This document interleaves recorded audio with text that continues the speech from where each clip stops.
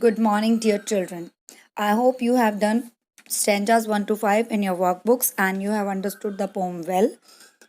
Now, let's discuss the poem further.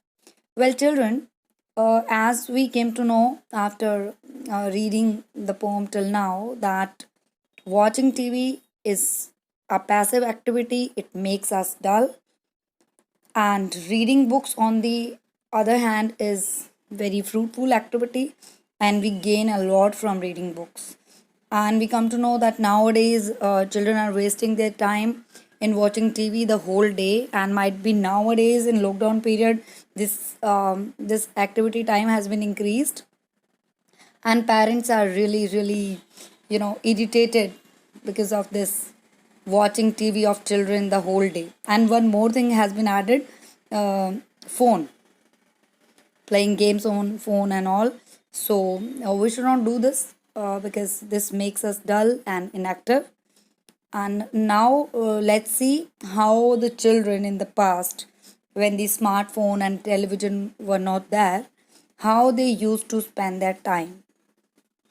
The younger ones had Beatrix Potter with Mr. Toad, the dirty rotter, and Squirrel Nutkin, Pigling Bland, and Mrs.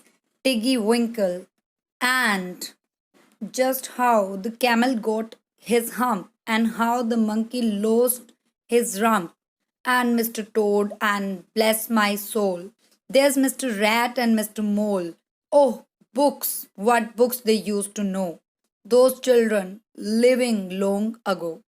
Through these lines, the poet wants to convey that small children were fond of the stories of the famous English writer Beatrix Potter. The stories were about Mr. Toad and his dirty dog. These are the characters of the story. And the squirrel Nutkin, the small pig named Bland, or about Mrs. Tiggy Winkle. These stories were fascinating. They were very interesting. They were about the camels getting the hump on its back, or about the monkey losing the rear part. Rear part means back part of his hairy body. There was a story about Mr. Toad, Mr. Rat, and Mr. Mole. See, children, all these stories were really were full of moral values. After reading these stories, children they were entertained as well as they always learned something from the stories. Obviously, these are the stories which fascinated all children before the invention of television and the smartphone. So please, oh please, we beg, we pray, go throw your TV set away, and in its place you can install a lovely bookshelf on the wall. In these lines, the poet says that long ago, children used to read a lot of books. Therefore, he requests to parents that they should throw away the television set, and in its place on the wall install a bookshelf and fill it with books. Then fill the shelves with a lot of books, ignoring all the dirty looks, the screams and yells, the bites and kicks, and children hitting you with sticks. In these lines, the poet says that after throwing the TV away and putting bookshelf on the wall, children would protest, would be very angry, could make dirty and angry faces.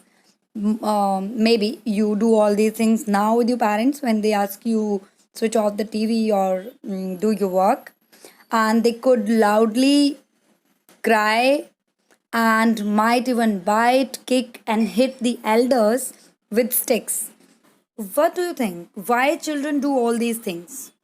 They do all this because they don't know what is good and what is bad for them.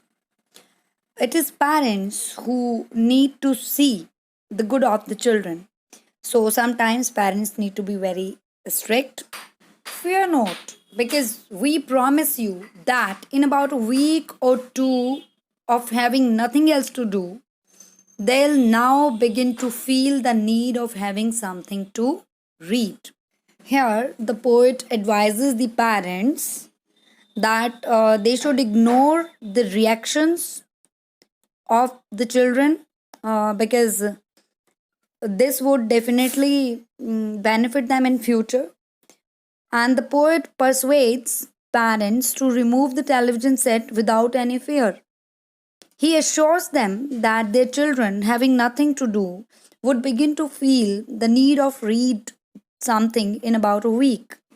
And once they start, oh boy, you watch the slowly growing joy that fills their hearts. They'll grow so keen.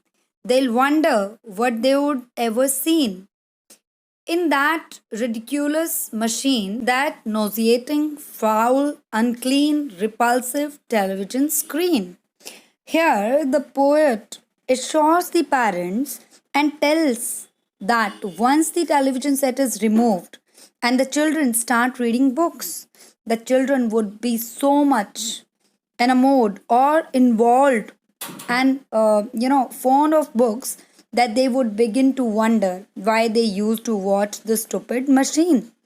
They would find the television set nauseating, means something disgusting, something useless, foul, and repulsive. Later, they would love their parents for replacing the television set with books. So, children, we come to know that the poet appeals to parents to throw the TV set away and install in its place a bookshelf on the wall.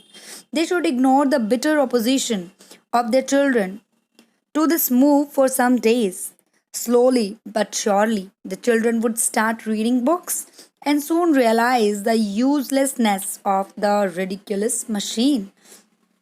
Gradually, the children would consider this ridiculous machine a useless machine, and the television screen will appear repulsive to the children.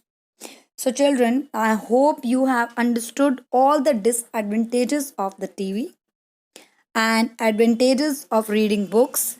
And now there's no need to throw the TVs away, because I hope you yourselves have understood that you should spend more time in reading books and very less time in watching TV. Children, throughout the poem, the poet advises us to throw the TV sets away. Well, children, do you think the author is being extreme when he recommends that TV should be thrown away? Can there be a balance? See, children, there is a saying like excess of anything is bad. Excess of anything is bad means when we do any activity, whether it is good or bad, excessively means more than the required time, it is always harmful. So it is not that TV is always harmful.